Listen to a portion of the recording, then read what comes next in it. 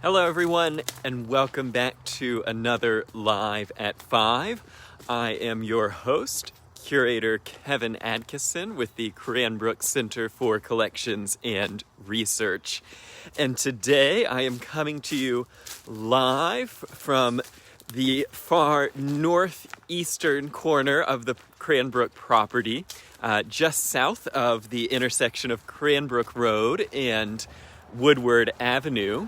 And we're going to have a short Live at 5 today on this beautiful late September afternoon, taking a look at some recent restoration work that has taken place here in the woods. And why in the world would we be doing restoration work in the woods? Well, had you been a visitor to Cranbrook 100 years ago or more, you would have more than likely actually entered into the Cranbrook estate here on Cranbrook Road. And so this is Cranbrook Road heading south towards Christchurch, Cranbrook, and Brookside. The entrance to Kingswood is just right there. And if you were invited by George and Ellen Booth to come out to the country estate, you actually would have probably entered onto the property through these north gates. And I'm sure some of you watching know the story of these gates, and the Live at 5 is not actually about the ironwork gates because, as you may notice, the ironwork gates are completely removed. Now, these piers were built in 1917. George Booth began building the walls of Cranbrook, my understanding, almost as soon as he bought the property in January of 1904. That summer was spent building the stone walls that encircle most sides of the original homestead property.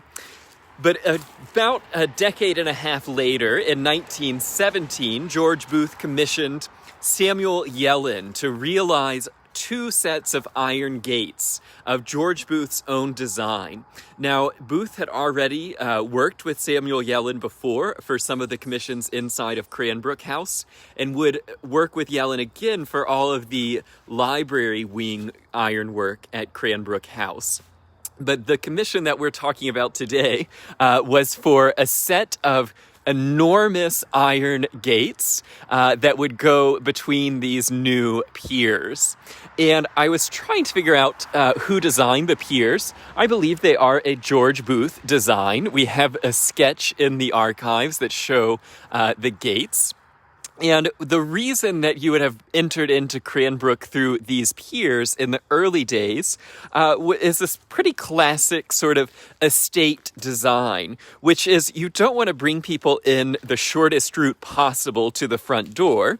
And so when you were visiting Cranbrook and coming through the Cranbrook Road gates, you would have entered in and begun a pretty long journey through most of the property to get to Cranbrook House. So you would have swung in here, and you can see a modern road there. That's the backside of Kingswood, the sort of way the buses and cars spin around to get back towards Tamarack Way.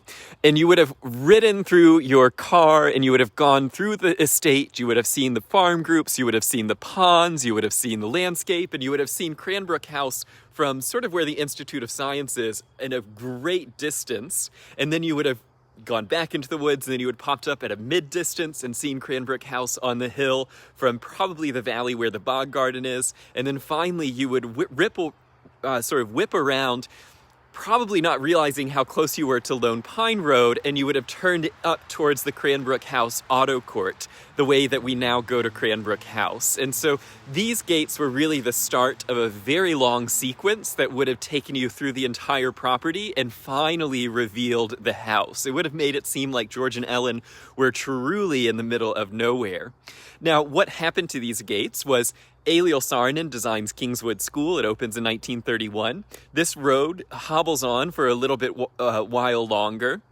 But by the 1960s and the 1970s, this road was completely unused and completely sort of useless and slightly dangerous because of the way that it has the sort of severe Y-shaped intersection with Cranbrook Road. And so by the 1990s, the iron gates by one of America's greatest metalsmiths, Samuel Yellin of Philadelphia, were up here and they were completely decaying.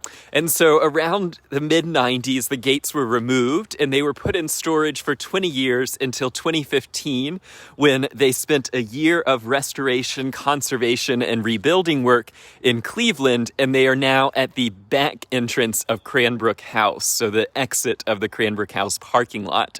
And what we have left here are the original Cranbrook entrance pillars. And I have talked about these on a Live at 5 before, when I talked about the Dan Hoffman designed arrival feature, which is just sort of over the hill past Lion House. And a lot of you noticed when we looked at these last at Live at 5, and I got a fair amount of emails and questions about the condition of these piers, because had you visited before this summer, they were really completely collapsing. And so today with Live at 5, I wanted to celebrate the investment and the labor that has gone into the rebuilding of the entrance piers. They are, of course, a very important part of our Cranbrook history, and we, as you know, a George Booth design. Even though the gates are in a much more public area, in a much more useful area, the piers are still part of the story. And I think even missing the gates, the piers are important to sort of tell the story of how the estate has changed over the many different years. And so those of you who had been back here into the woods know that these were really completely collapsing. The top part was completely askew. There were missing stones throughout. And this one on the left, which was even more precarious because it's overlooking this hill, this one was truly on the verge of collapse. And it was the sort of danger that these were causing to any sort of wildlife, but especially to any student or pedestrian who is hiking through the campus, really led us to restore these pieces. Now, the restoration is being done by Cameron Stone Masonry. The Cameron family are a family of stone masons who do most of the stonework here around the campus. And one thing that I love and appreciate about Cameron Stone Masonry, beyond their sort of technical skill, is their understanding and appreciation of history. And so what they do as they restore these gates is they number every single stone as they're pulling them down. And so these were actually completely removed all the way down to the base. And Cameron numbered every single stone, took detailed photographs, looked at historic photographs, looked on the ground, because there were probably a dozen of the stones just sitting down here. And then they have rebuilt the pillars so that if George and Ellen were to visit today, they would completely recognize every stone is in its proper place.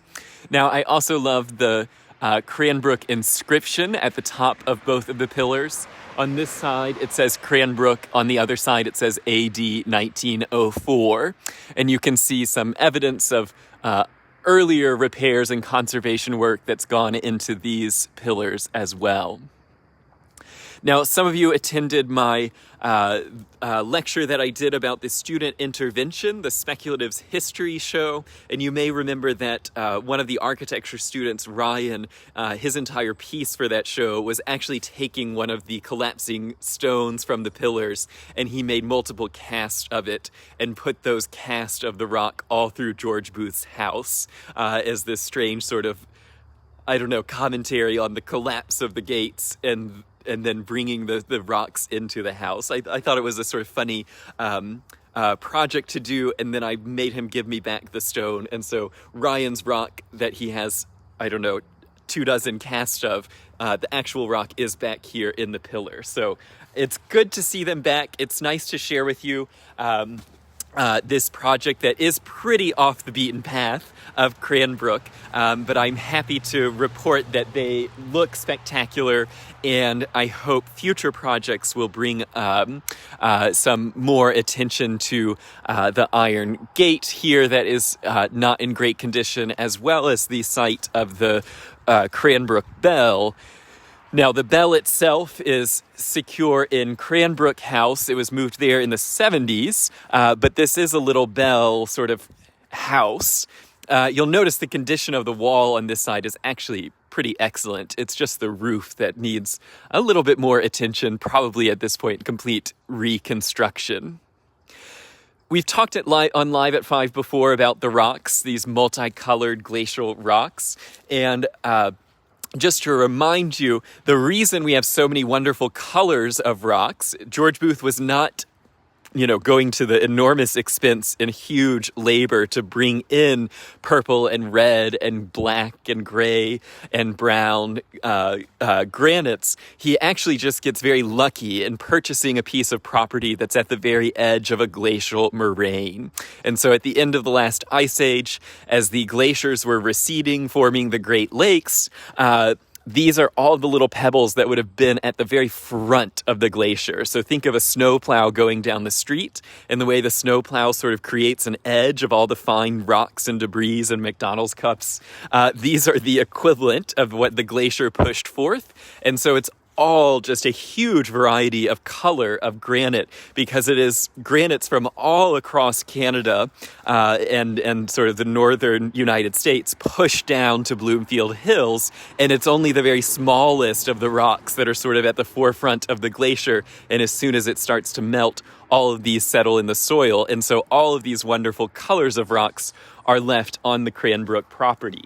It's why this was such a terrible place to go farming, because you hit a rock literally every time you put a spade into the earth.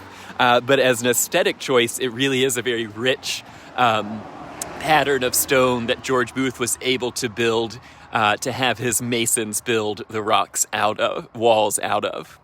And of course, the funny little, can't quite see them, and I'm not so bold as to jump down this hill, but you can see the sort of bump out in the wall. They look almost like little turrets. Those are where the trees of significance were on the property when George Booth decides to pave and widen Cranbrook Road and give it to the township and then the city of Bloomfield Hills.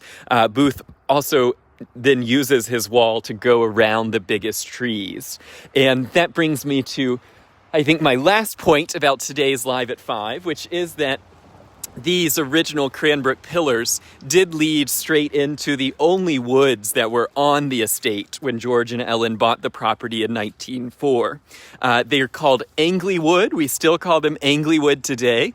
And these are the only trees, the only stand of forest area that the Booths did not plant. So the fact that he builds the walls around the trees, I think, is significant because he really bought a series of rundown farms, and he assembled together a bunch of smaller property. And this little corner of property was the only spot that he got that had a lot of trees on it, that had any type of old growth tree. And so in the 1900s, the 19-teens and 20s, most of Cranbrook was tiny little saplings.